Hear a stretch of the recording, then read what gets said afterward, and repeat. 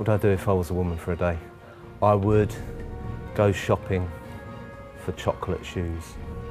I'd probably take that little pink floral dress I've got in my wardrobe and wear that without fear of getting caught. Well, ignoring the obvious spending all day in the shower type answer. I think at the moment I would help breastfeed my new baby little girl. 4 boobs are better than 2. I think I'd probably get a map and get in the car and see if it really is that hard to find out where the hell you are. Well, I wouldn't be pregnant, that's for sure, because that's pretty horrendous. I think if I were a woman for a day, I would probably just enjoy the luxury of having some hair.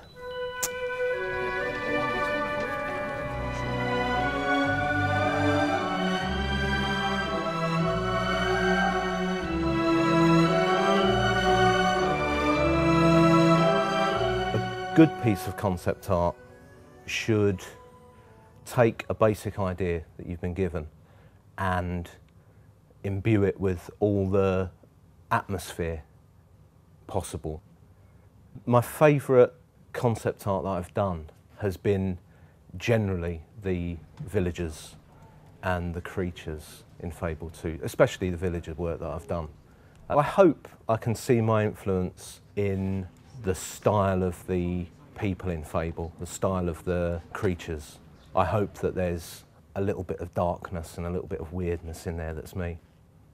Fitting the world and the characters together is really best handled at the concept stage to make sure that everybody's on board with the general idea.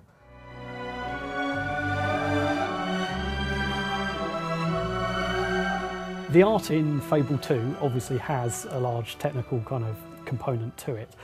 The most important thing is not to let the technology stand in the way of our artists. We do have a pipeline basically where artists will create a character and then they will pass it on to our technical animator Emilio, who will then rig the model, which is basically giving the shell a skeleton inside so we can move it and create our animations with it. At the moment I'm just doing some polishing to the male hero's skin. So I'm rendering out from ZBrush skin materials on a high-res mesh. We have a dynamic time of day, and when you start looking at the current generation of consoles and the type of complicated pre-computed lighting that we have to do to make the world feel, really kind of alive, to do that with a dynamic time of day is actually, quite a tricky job. So that's one of the things we do. Also, we allow you to walk from outside straight into a house, pretty much any house in the game. Coping with the lighting and just the sheer amounts of memory it takes to store all of this stuff is really kind of complicated. So there are a lot of key kind of technology choices that really bring the Fable world to life.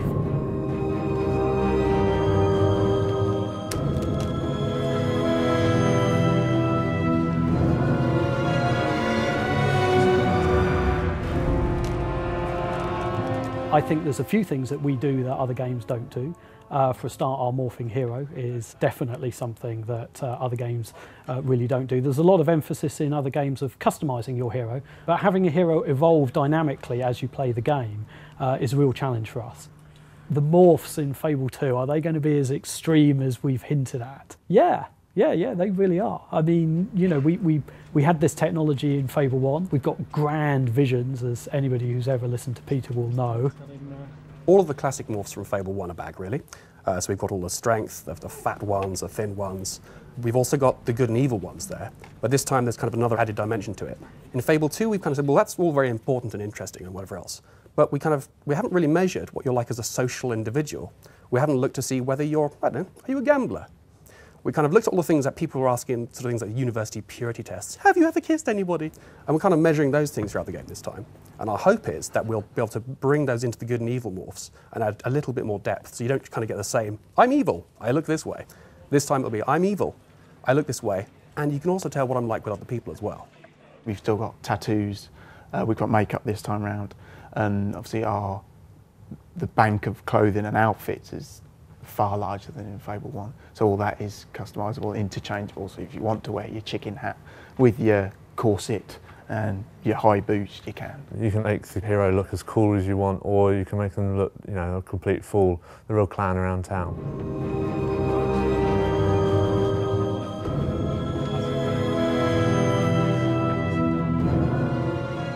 What we want to do this time is make sure that you feel the terror of impending death, but this time kind of take the sting out of the risk by saying, okay, we're not going to rewind the game for you. You will lose something, you will lose some experience, but we're not going to force you to play that bit of the game again, because you're obviously having some difficulty with it. So what we're going to do instead is take the experience from the environment around you and use that for your kind of your one last heroic struggle. You'll rise up, kind of burst up with energy, and everybody will go flying, and the music will swell, and you'll feel very heroic for that moment.